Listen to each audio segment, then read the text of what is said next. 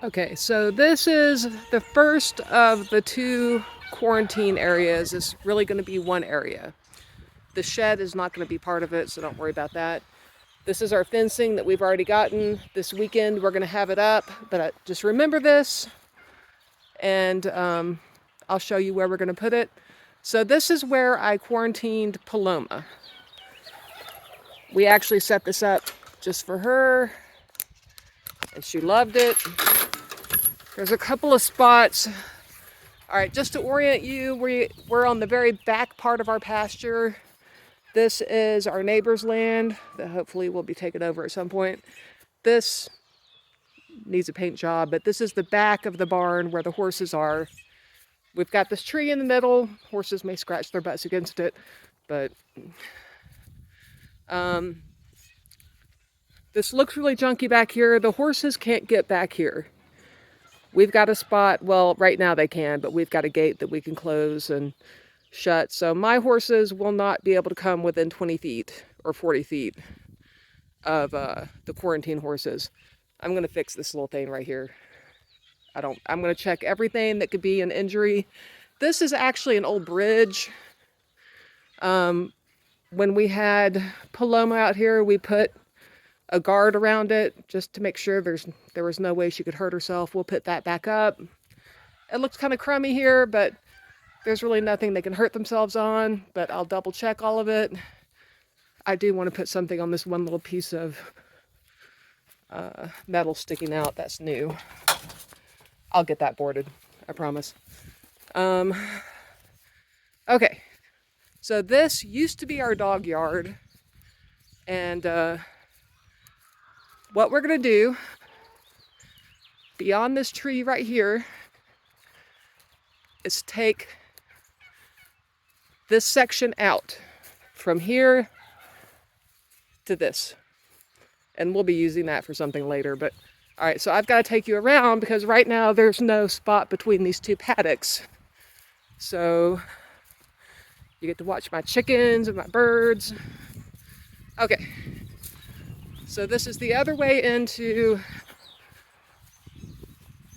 what we're expanding. This front part is going to be for dogs only.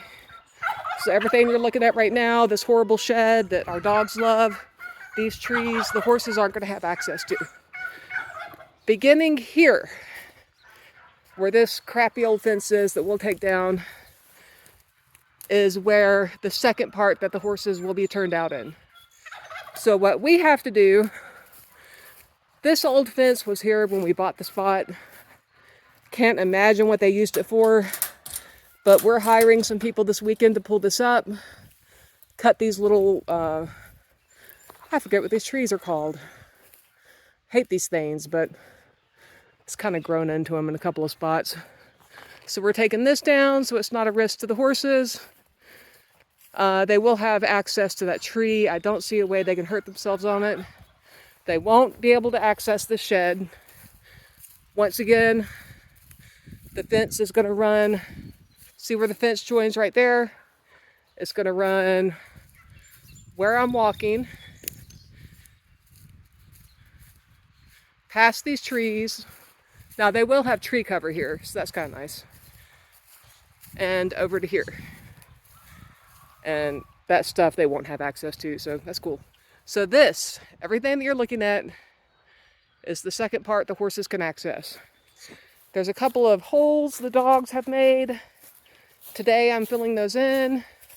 I'll get these old branches and stuff taken down. Another hole I've got to fill in.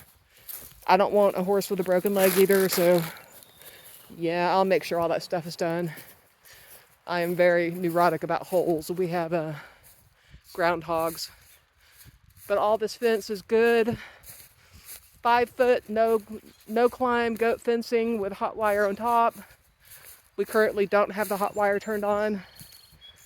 So most of our work is going to be pulling this junk out. And James and I are going to start tonight. If we can't get it done in one day, we're going to hire somebody. And we know exactly the person who can help us this weekend. So I will make sure there are no safety hazards. But this is a pretty good spot for a quarantine when you combine these two little areas. So, and then I'll tell you about the shed idea later.